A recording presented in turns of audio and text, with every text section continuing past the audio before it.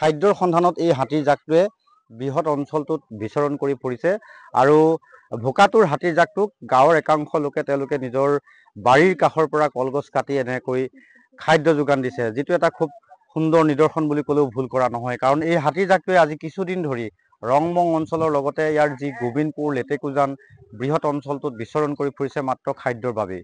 আৰু হাহাকাৰ কৰি ফুৰা খাদ্য বিচাৰি হাহাকাৰ কৰি ফুৰা হাতীৰ জাকটোৰ এনে দুৰৱস্থা দেখি স্থানীয় কিছু লোকে এনেকৈ পথাৰৰ মাজত কলগছ আনি দিছে আৰু সেই কলগছ হাতীয়ে আচলতে খুব আনন্দ মনেৰে খাইছে। আমি দেখুৱাইছো মানুহৰ বাৰীৰ একেবাৰে কাষত এই মুহূৰ্তত আমি এখন ঘৰৰ চোতালত উপস্থিত আছো। আমি সেই পৰিৱেশটো এবাৰ দেখুৱাম।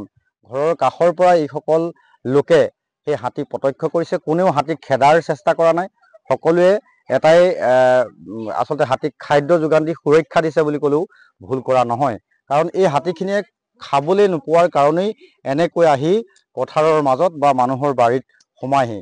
গতিকে ৰাইজে সেই কথা অনুভৱ কৰি এতিয়া বন্ধুত্বপূৰ্ণ সম্পৰ্ক গঢ়ি তোলাৰ চেষ্টা কৰিছে। হাতীক কলগছ দিছে, হাতীয়ে কলগছ খাই এনেকৈ আচলতে ভোক নিবাৰণ কাৰণে চেষ্টা কৰিছে।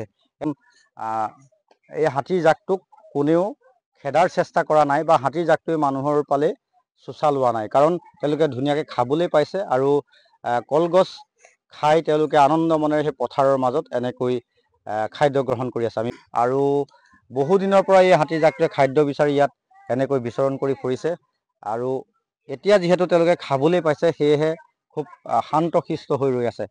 ঘৰৰ বাৰীৰ পৰা সকলোৱে এনেকৈ হাতীৰ জাকটো চাইছে আৰু হাতীয়েও খুব সুন্দৰকৈ খাদ্য গ্ৰহণ কৰি এই স্থান ত্যাগ কৰি তেওঁলোকে আন এটা স্থানলৈ অৰ্থাৎ নিৰাপদ স্থানলৈ চাহ বাগিচাৰ মাজলৈ ৰাওনা হৈছে। গতিকে এই বন্ধুত্বপূৰ্ণ সম্পৰ্কটোৱে এই হাতী আৰু মানুহৰ যি আচলতে বিভিন্ন সময়ত সমালোচনা হৈ আছে যে হাতীৰ সন্ত্ৰাস বা খাদ্যৰ সন্ধানত হাতীয়ে মানুহক অনিষ্ট কৰি আহিছে, সেই সমস্যাটো কিন্তু এনেধৰণৰ বন্ধুত্বপূৰ্ণ সম্পৰ্কৰ জৰিয়তে নাইকিয়া হ'ব আৰু এনেকৈ আচলতে এটা সুন্দৰ নিদৰ্শন বুলি ক'লেও ভুল কৰা নহয়। এই মুহূৰ্তত আমি পোনপটীয়াকৈ সেই হাতীৰ জাকটো দেখুওৱাৰ চেষ্টা কৰিছোঁ।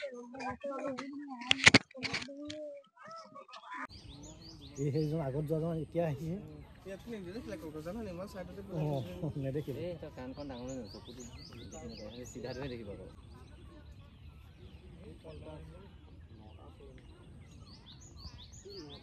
নটা টকাত নহয়, নটা টকাটো জিপেছ লাগি আছে এটা। নটা টকাত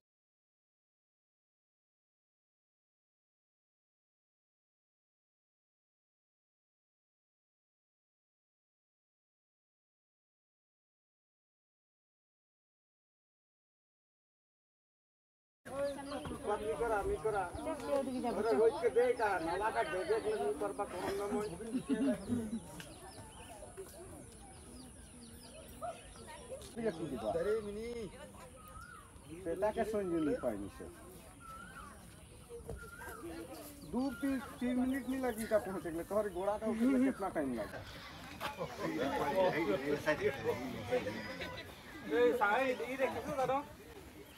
ये उठा दी बोले चलो ट्यूब में ले और ट्यूब में दे देंगे।